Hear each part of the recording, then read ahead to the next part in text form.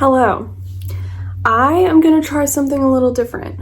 I'm going to show you some of my older paintings from 2021, 2022. It feels like I painted these a lot longer ago than I did, so it's really interesting to look back at them and think about how it was to make them. I'm going to save the best one for last, so I'm going to start with some of the smaller ones. The first one is this little jellyfish painting. This is a jellyfish from SpongeBob. I got into, this might have even been the last one I made. It says 2022. It feels like it was way longer than 3 years ago that I made this, but it's just on a teeny little canvas. And I think I actually repurposed this canvas. I think I painted something different on it first, but then I painted over it with this light blue background. And this is acrylic paint, by the way, but it's just sort of like a cute version of the jellyfish from SpongeBob, and I added all the little sparkles around to make it just sort of cute pastel. Moving on to the next one, we have Gary. This one a little different because it has the when they look up in the sky in SpongeBob, it has these flowers. I wanted to add those, and again added some little sparkles, but I think I added a lot of cute little details onto Gary and made a little heart at the top.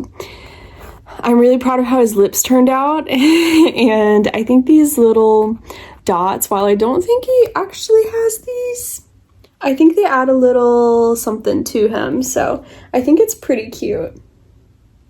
Same light blue background, same canvas. This canvas actually is repurposed as well. Looking at the back of it, it was clearly something else first. It's bright yellow on the back, so I'm not sure why it's like that, but it's painted over. But yeah, this one was something else too, but it ended as Gary. Next we have Plankton. This one, I think it's very obvious that it was a different painting first. It looks like maybe some flowers or something.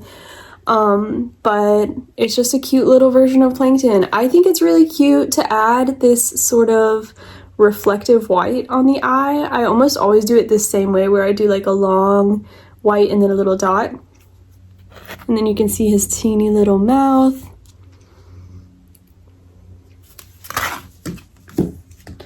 Next, we have, I have SpongeBob and Patrick left. I think I want to show you SpongeBob first. This is SpongeBob. I went crazy on this one. I guess I was feeling more free and liberated because it's a slightly bigger canvas. These are this is the size comparison. But this is SpongeBob.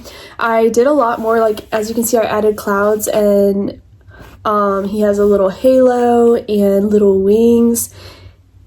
He kind of looks like, I was kind of going for those pictures of cherubs or Cupid, or those ones with the they're very baby features and they have wings and a halo. So that's kind of what I wanted to do to him, and so I made him sort of rounded off on the corners. He has this cute little face that is almost not even SpongeBob at all, but it's sort of essence of SpongeBob. And I just thought, let me make it really cute. I was having a let's make it really cute moment, and so I created this. I think this might have actually been the first one I did, but I cannot remember. Last but not least, I think this is my favorite one. This is Patrick. And this one is my favorite one because I think he just looks so cute. I think SpongeBob looked really cute in this baby way, but Patrick just looks adorable to me with his little face. And as you can see, I added some the background on this one is a lot lighter, and I added darker blue hearts and sparkles, and I still have the clouds.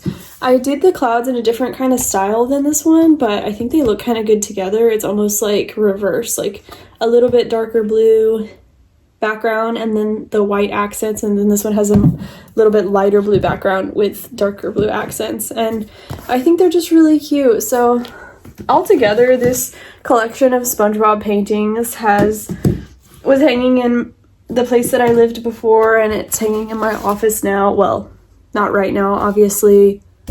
I have it down here to show you, but I was just thinking about, like, sort of reflecting on when I was making these paintings. Like, I used to feel so relaxed painting, and it would make me feel, like, so calm. I would just, like, have whatever show I was watching on. I would just, like, have the show on and be painting, and I just, like, felt so happy. And lately when I've been painting, it feels like a lot of pressure. Like, I feel kind of, like, stressed out painting, and it doesn't feel as, like, calming and relaxing anymore. So I'm not sure what has changed other than the fact that I've just sort of, like, put pressure on myself to make it better, which is interesting because these ones where I wasn't really putting pressure on myself, I feel like I like them a lot more than ones in more recent time where I have been like, okay, I want to do this, I want to make it look like that. Like, these I just kind of went in, like, I would look up pictures of SpongeBob, I would look up pictures that kind of resembled the essence of this sort of, like, cute style, and I would just sort of add whatever I wanted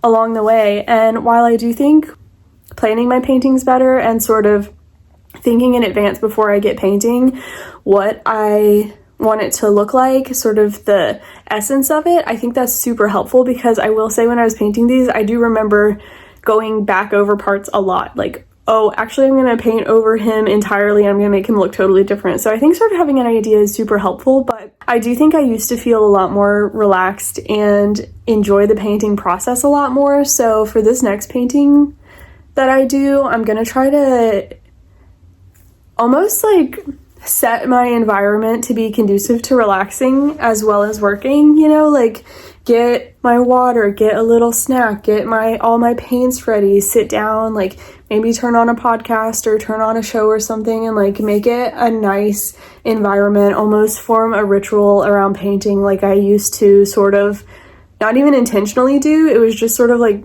part of my night, and I think I want to do that again because I think it really made the process itself enjoyable for me, and I wasn't just thinking about the end result. So yeah, now that I've said it like that, I think that's what has happened. I've just sort of, like, really focused on the end result and, like, kind of forgot to enjoy the process. So I think that's something that I'm gonna really work on for this next painting. I am about to start a new painting where I want to sort of implement this similar style, but instead of, like, SpongeBob characters, I am gonna do a painting of a Eastern click-eyed beetle. And so that'll be coming up next. I'll show you the process of how I'm making that one. But that's all of my SpongeBob paintings for today. I just wanted to show them off a little because I painted them a while ago and I feel like I never really gave them a chance to shine, but they brighten my day every day because I have them hanging on my wall, and I just wanted to show you too. So I hope you enjoyed this video, and that's all. Have a great day. Goodbye.